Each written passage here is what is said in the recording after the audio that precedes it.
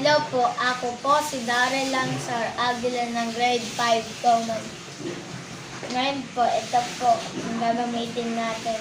Lobo, baking soda, at suka.